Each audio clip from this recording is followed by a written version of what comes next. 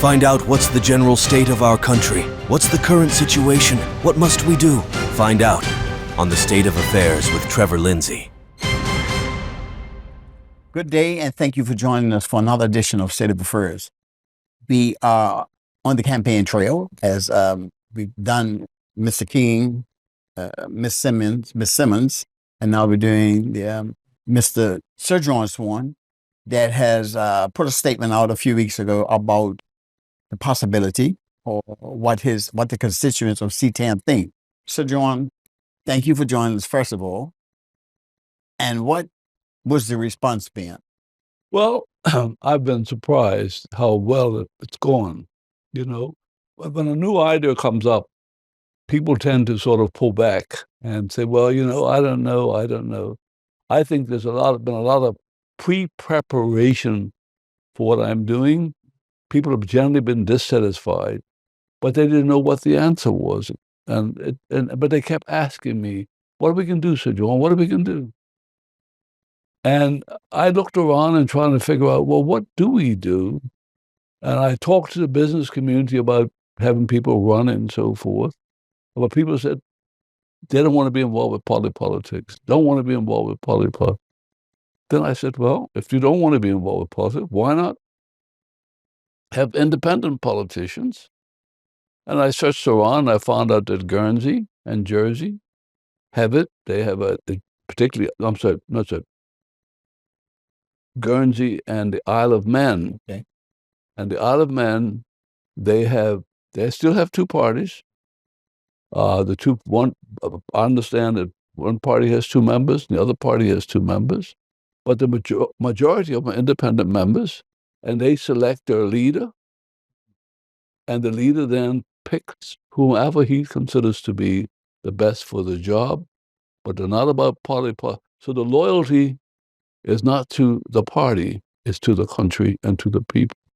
And that's all I want to do. I think the way it's set up now is loyalty is to the party, and then the party has its loyalty to the leader. And the leader becomes the hierarchical person, or almost a dictator. And if the leader tends not to be acquiescent with the party members or acquiescent with the public members, you tend to get this dictatorial approach that's used, and you don't get the feed-in from the community. So my hope is that we will have a system that says there's a broad participation in Bermuda of people who are not wedded to party, but wedded to, and they're competent people, wedded to the job that they've been assigned or elected to do. So the focus is on serving the people. If we can achieve that, and then we bring, and those people bring some competence to the process, and and we can reduce the polarization that's happening in Bermuda. Politics is very polarized. And a lot of people make it polarized. Nobody wants it polarized, but a lot of people make it polarized by making it a black-white situation in party politics. Bermuda is a place that has 122 different nationalities. Mm-hmm. People married to one another, but politics seems not to reflect that at all. So, it's you go to OBA and you see, they say they've got members to roll out and so forth, but they can't beat the PLP based upon the PLP's methodology, because and people have the reservations about the PLP's overall agenda. So the question is, how do you get something that's in between the two of them? And that's what I'm promoting. People, say age. Well, age is a number. What is important is, what can I give to the country with whatever time I've got left? What difference can I make that I can put my head down and say to my Almighty God that I left something worthwhile behind that the country needed and country wanted, as opposed to what is it that I did to satisfy myself, and I thought that this change will be a big difference because we'll get more people involved. We'll take party politics out of it, and hopefully, members from both parties will understand that and will come and join the process. So I'm not just saying that parties are excluded. I'm hoping they'll join into the process itself. But to elect one party that gets 30 seats and the other party gets 6 seats, and then for 5 years, the party just takes off and does what it wants to do, and there's no coalition, doesn't represent what's represented for St. George's and from one perspective, or Somerset from another perspective, or what's represented for the white community, what's represented the black community, what's represented poor people, what represents rich people, what represents the foreigner versus the local. Bermuda's a very interesting dynamic combination. And yet we deal with it in political sense as being just they and us, and it's wrong. So that's what I'm trying to do. And I hope, and that's up to the people in Smith North to make a decision, not about John Swan, not about OBA, not about PLP, but about Bermuda.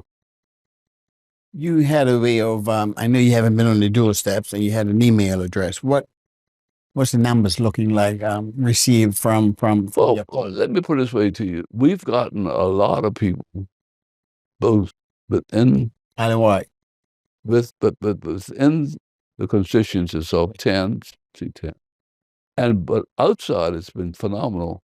I mean, it's overwhelming support. I mean, you can't quantify it.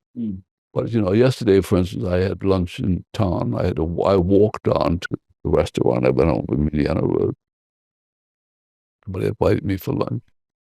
I said, let me take a walk down Front Street. I walked down Front Street, and I came back by way of off Reed Street. Well, I was stopped so many times, well-wishers people. And people didn't have to stop. They stopped the bicycles, stopped the cars, and wanted to wish me well, and saying that we needed change and so forth. So if that represents a cross-section of Bermuda, I'm hoping that cross-section gets reflected in the cross-section of Devonshire North. So it's a wait-and-see game, but I will make an announcement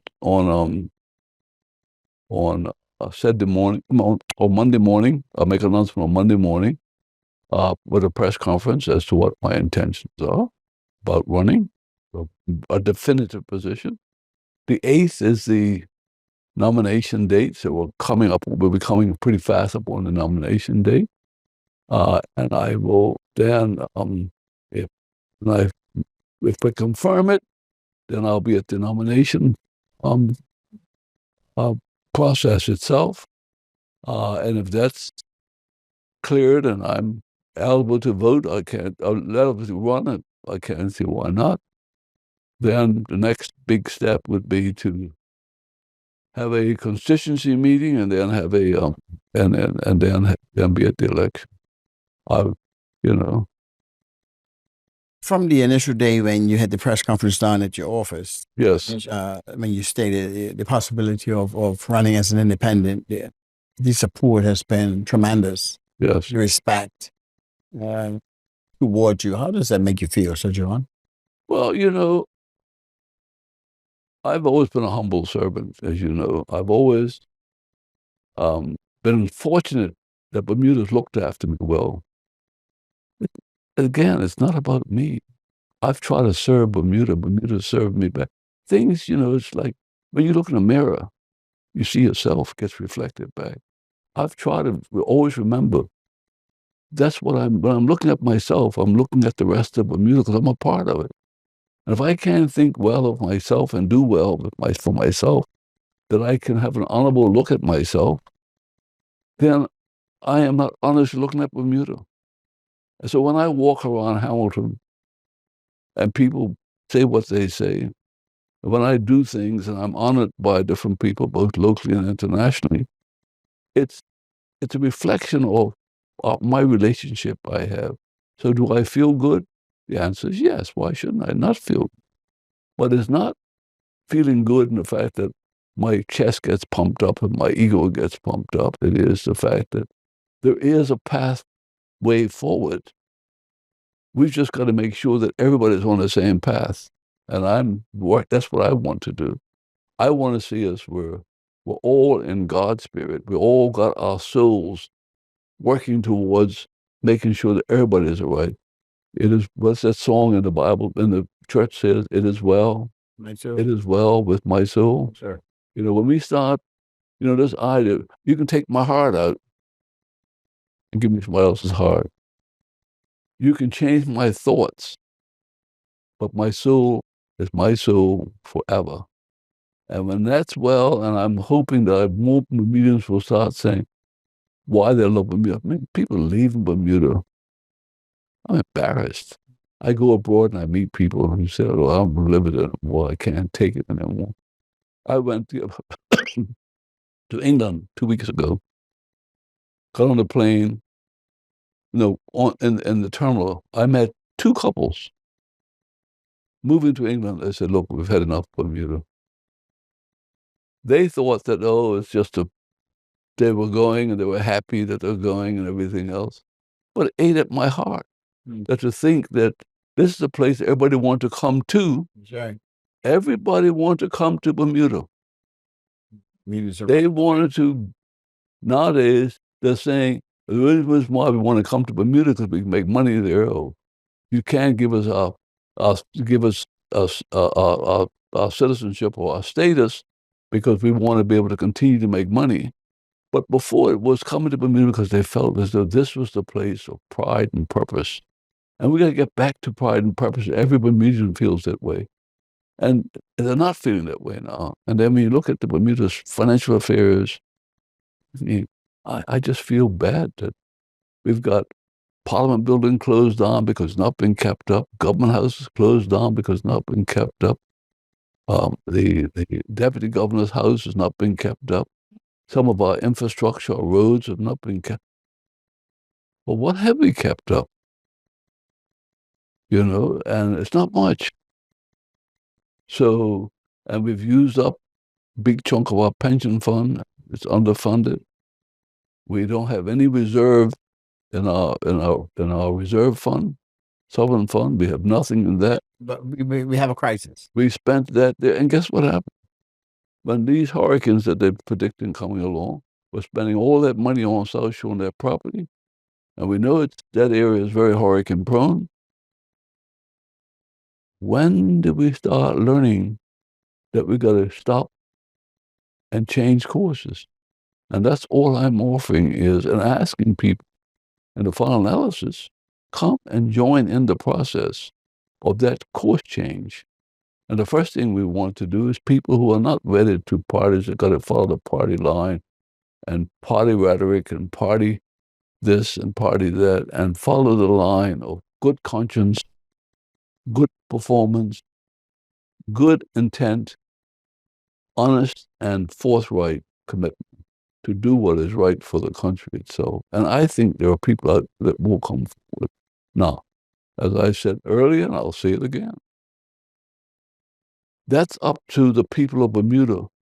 They don't want change. If they want the status quo to be the same, Don't complain. this is the moment of truth. Yes, sir. What they call that is the sojourn of truth. When you lay it out, and not me laying it out for you, you lay it out for yourself, and you ask yourself one question. Am I doing this for myself or for a party or somebody who promised me something that might not perform? Or do I have somebody right now leading the charge that has performed and I believe continues to perform and will perform? The truth has to be your truth, not somebody else's. Just like your soul is your soul and not somebody else's. That's all.